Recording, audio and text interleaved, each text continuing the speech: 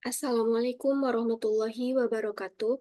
Perkenalkan, nama saya Umu Hanina Sution dengan NIM 22042067. Di sini saya akan menjelaskan materi kebijakan publik yang terdiri dari 3 poin, di antaranya yaitu kebijakan publik dan politik, lembaga pemerintah dan pelaku kebijakan, serta memahami pembuatan kebijakan.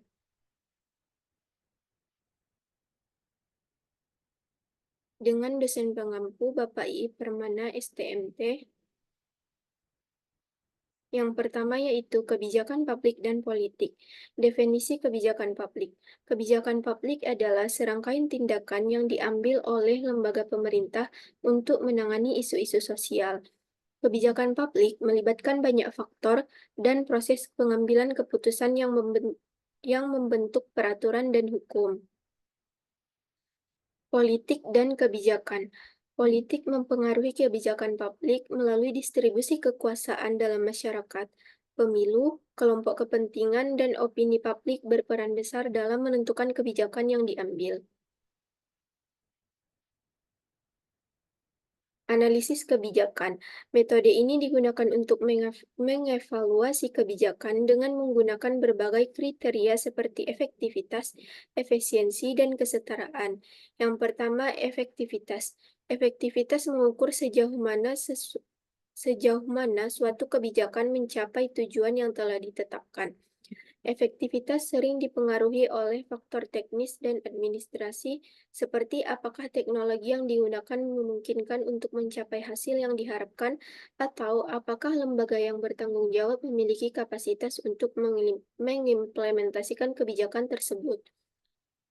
Yang kedua yaitu efisiensi. Kebijakan yang efisien adalah kebijakan yang memberikan manfaat maksimal dengan biaya minimal. Misalnya, program subsidi kesehatan perlu dianalisis apakah manfaat yang diterima oleh masyarakat sepadan dengan biaya yang dikeluarkan oleh pemerintah. Dalam konteks anggaran publik yang terbatas, efisiensi menjadi sangat penting karena memastikan penggunaan dana publik secara optimal. Yang ketiga, kesetaraan. Kebijakan yang adil akan memperhatikan kebutuhan kelompok yang kurang beruntung atau rentan, seperti penduduk miskin, lansia, atau kelompok minoritas. Sebagai contoh, dalam kebijakan perawatan kesehatan, penting untuk mempertimbangkan apakah semua warga negara, tanpa memandang status ekonomi, memiliki akses yang setara terhadap layanan kesehatan yang disediakan oleh pemerintah. Dengan menggunakan ketiga kriteria ini, pembuat kebijakan dan analisis kebijakan dapat melakukan evaluasi yang lebih menyeluruh terhadap kebijakan yang ada maupun kebijakan yang diusulkan. Ketiga kriteria ini membantu menyeimbangkan antara hasil yang diharapkan, biaya yang dikeluarkan, dan distribusi manfaat, sehingga kebijakan yang diambil dapat memberikan dampak yang lebih baik bagi masyarakat luas. Yang kedua, lembaga pemerintah dan pelaku kebijakan. Yang pertama, pertumbuhan pemerintahan. Lembaga pemerintah, baik di tingkat pusat atau federal, negara bagian maupun lokal, kini memiliki peran yang semakin besar dalam membuat dan menjalankan kebijakan publik. Mereka tidak hanya menetapkan aturan, tetapi juga memastikan kebijakan itu berjalan dengan baik di masyarakat. Yang kedua yaitu federalisme, sistem pemerintahan di mana kekuasaan dibagi antara pemerintah pusat dan pemerintah negara bagian. Setiap negara bagian memiliki peran dan kemampuan yang berbeda dalam membuat dan menjalankan kebijakan. Di dalamnya juga terdapat pemisahan kekuasaan antara tiga cabang utama, yaitu antara tiga pembagian, yaitu legislatif atau pembuat hukum, eksekutif atau pelaksana kebijakan, dan yudikatif atau penegak hukum. Yang ketiga, aktor kebijakan informal. Selain pemerintah, ada pihak-pihak lain yang juga mempengaruhi kebijakan publik meski tidak memiliki kekuasaan resmi.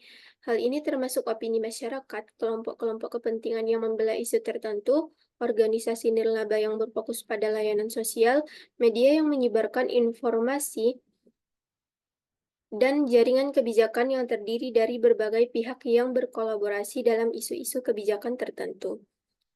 Yang ketiga yaitu memahami pembuatan kebijakan. Teori politik dan kebijakan publik. Teori Teori elit merupakan peran elit tertentu dalam proses pengambilan keputusan. Teori kelompok memperlihatkan bagaimana kelompok kepentingan berorganisasi dan mempengaruhi kebijakan, sedangkan teori kelembagaan berfokus pada struktur formal dan aturan dalam lembaga pemerintahan. Teori politik dan kebijakan publik. Teori pilih yang selanjutnya yaitu teori pilihan rasional menggunakan pendekatan rasional untuk menganalisis pengembalian keputusan oleh aktor. Teori sistem politik menganggap kebijakan sebagai bagian dari sistem politik yang lebih luas, di mana masukan atau tuntutan dukungan menghasilkan keluaran kebijakan yang kemudian dievaluasi melalui umpan balik. Model proses kebijakan. Yang pertama yaitu ada definisi masalah dan penetapan agenda, yaitu dengan menentukan masalah sosial yang penting dan memerlukan perhatian serta tindakan dari pemerintah. Yang kedua yaitu perumusan kebijakan, dengan merancang solusi atau cara untuk menyelesaikan masalah tersebut.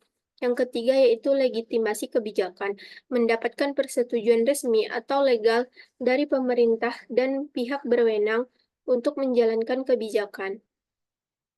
Yang keempat yaitu selanjutnya ada implementasi kebijakan dengan melaksanakan kebijakan yang telah disetujui dan membuatnya berfungsi dalam masyarakat. Yang terakhir yaitu ada evaluasi dan perubahan kebijakan dengan menilai apakah kebijakan berhasil atau tidak dan melakukan perubahan jika diperlukan untuk hasil yang lebih baik.